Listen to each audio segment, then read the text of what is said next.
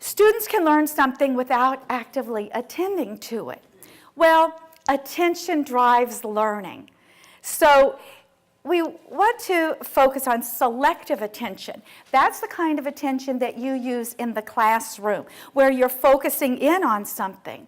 Now, when you tell students to pay attention, or you say you're going to really pay attention, does that mean taking in more?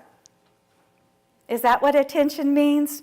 No, it actually means taking in less distraction. Attention is kind of a way of throwing away information, because attention is the way the brain allocates its resources.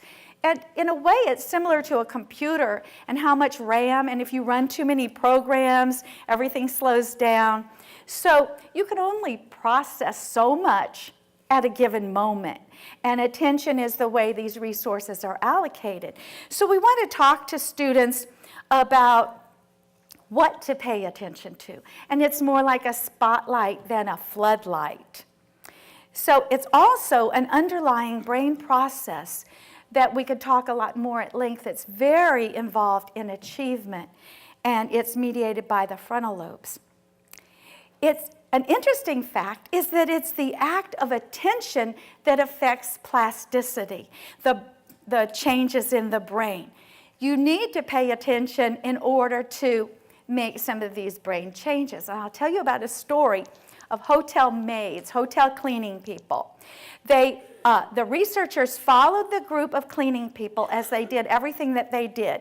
And they translated into how many steps, how far they walked, how much weight they lifted.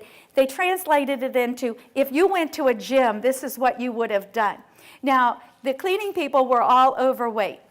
When they drew their attention to how hard they were working, what do you think happened? They started losing weight. So when I go up the stairs at my house, I'm like, Stairmaster, Stairmaster, focus on it. Okay,